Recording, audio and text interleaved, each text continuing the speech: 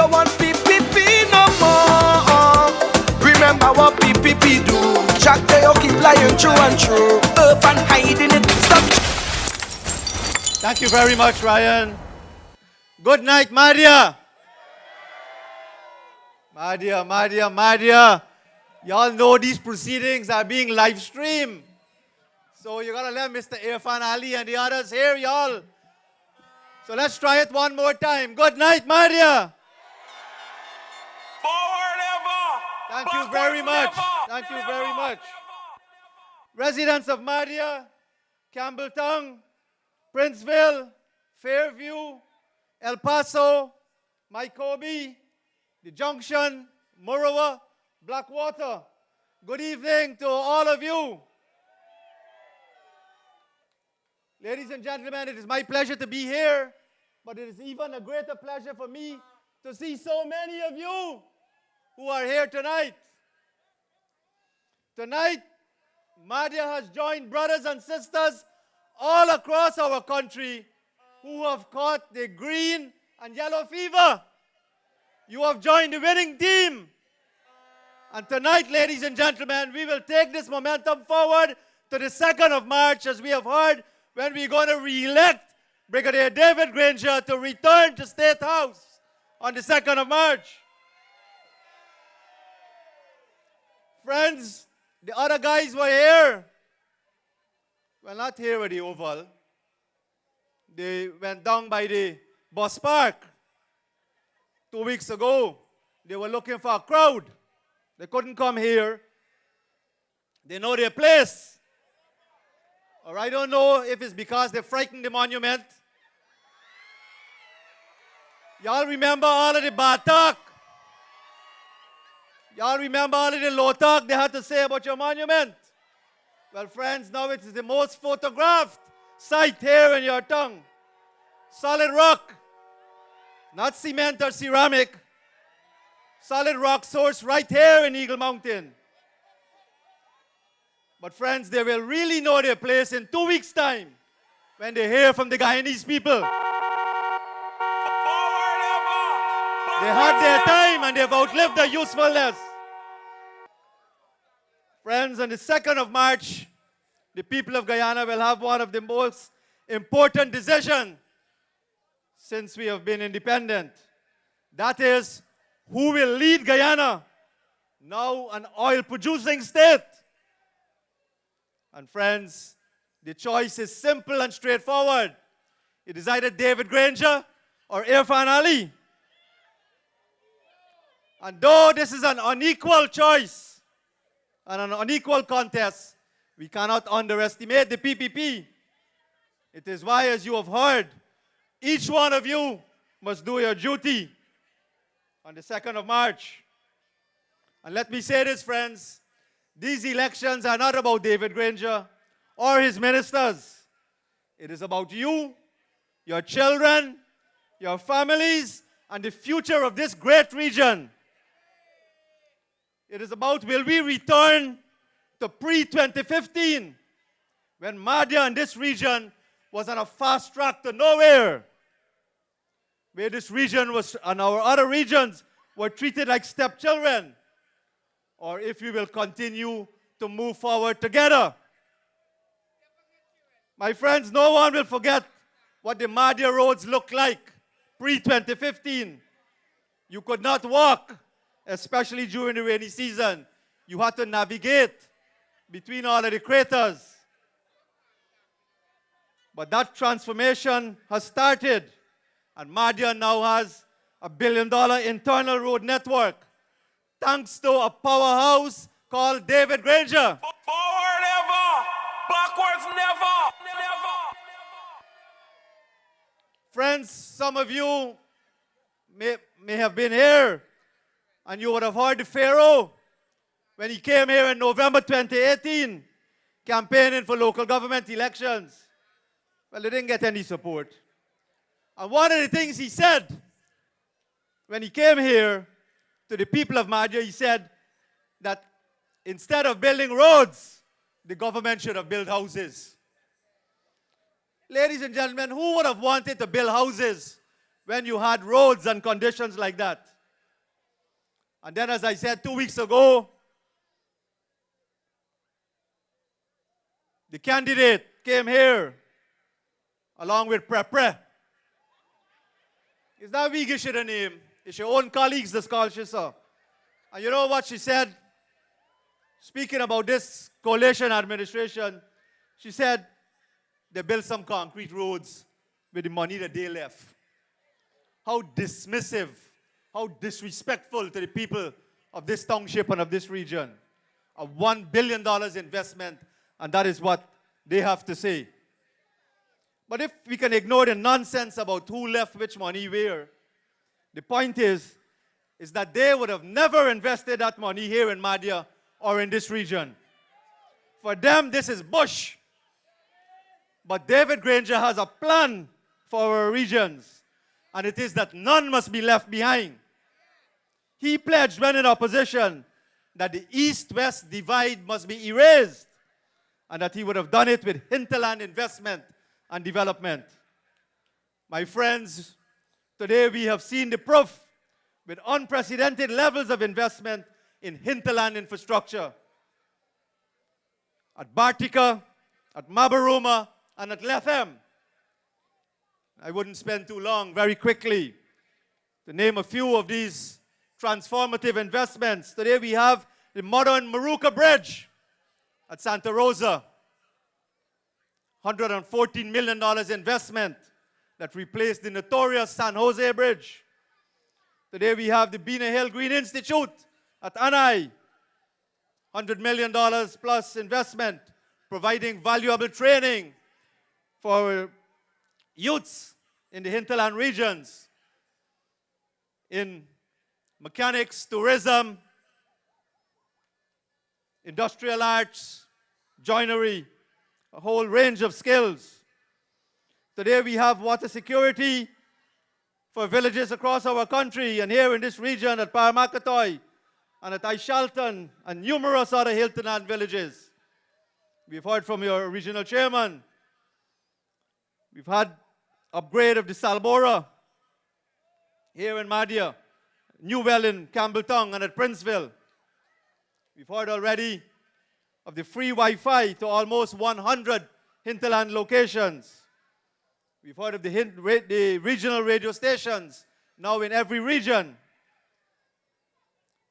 Here at Mahdia and many other hinterland airstrips have been resurfaced, upgraded, and extended. And here in this region, in the Potaro-Siparuni, it includes the airstrips at Kopinang, Kamana, Keto, and Monkey Mountain.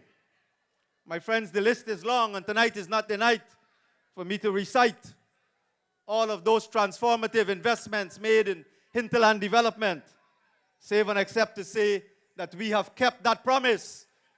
David Granger has kept that promise to invest in the hinterland. And friends, it is not only here in Mahdia that you have had an upgrade of your roads. Today, you can travel in a car from Mahdia to Pamela in 15 to 20 minutes.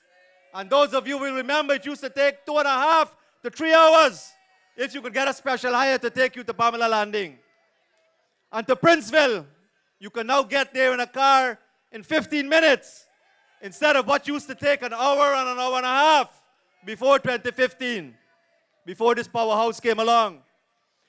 And to Morowa, you can now get there in 2 and 2.5 hours instead of the 5 to 6 hours that it used to take, because this administration has rebuilt over 16 bridges along that road to Morowa. And the road to El Paso, Maikobi, is once again being rehabilitated. Of course, my friends, the Bartica-Pataro Road has been rehabilitated. And now we can travel from Mahdia to Bartica in 4 to 5 hours.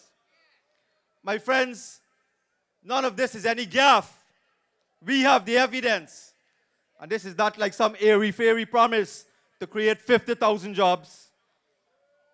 Ladies and gentlemen, the sincerity of this administration is evident in the 5 budgets that we have presented. In 2014, the last budget under the PPP, the total allocations to the regions was approximately $23.9 billion. By 2019, it rose to approximately $40.8 billion, an increase of over 70%. For the Potaro-Siperuni, pre-2015, it was $944 million approx, the capital program. In 2019, it was more than double to over $2.1 billion. No gap, an investment in hinterland development and an investment in the development of the great Potaro-Siperuni region. Ladies and gentlemen, these increased budgets have allowed for investments in education.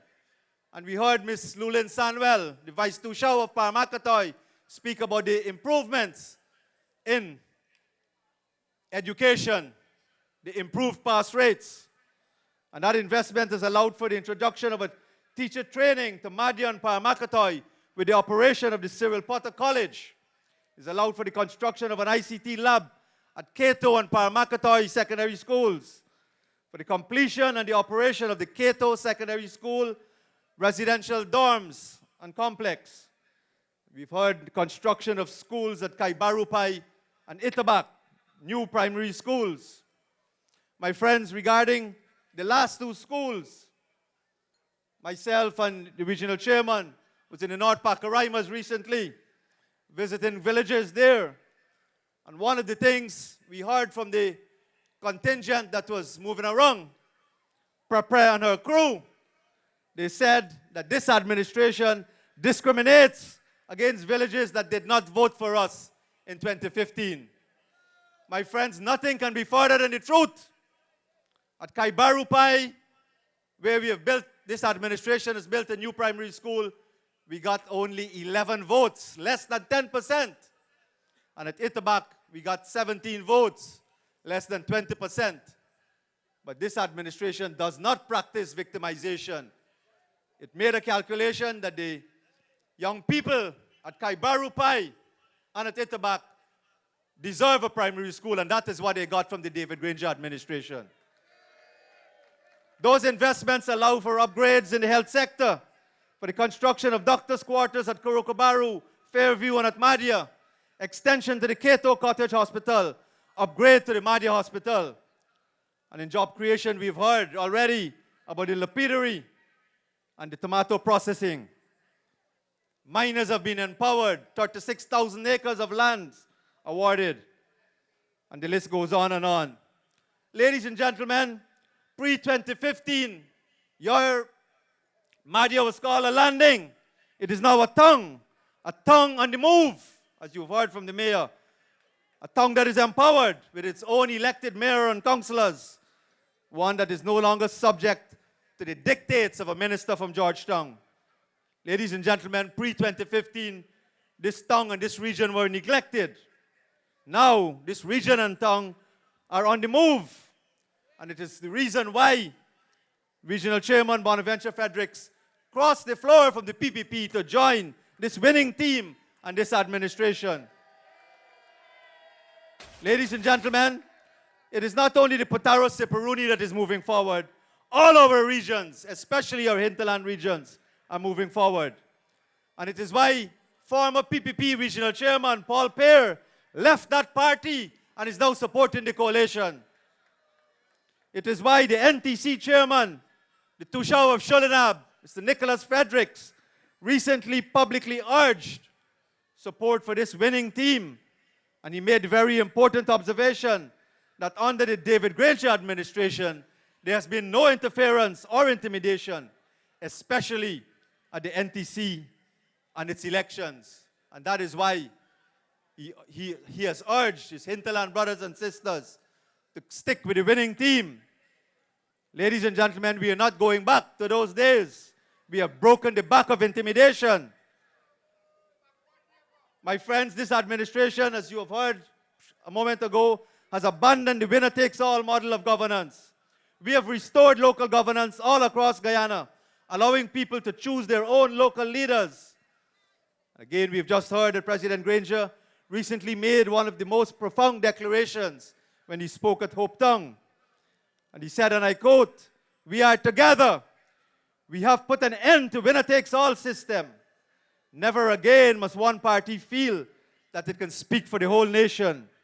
We are 6 parties: the Guyana Action Party, the Justice for All Party, the National Front Alliance, the People's National Congress, the Working People's Alliance, and the Alliance for Change. My friends, the man who made all of that possible is here with you tonight. A man not only with a vision, but a man with a plan. A seafarer man. And before making my way, allow me to say in closing, please, firstly, I will tell you how much President Granger loves Mahdia. In 2018, he was scheduled to have meetings as part of the local government elections campaign in all 10 tongues.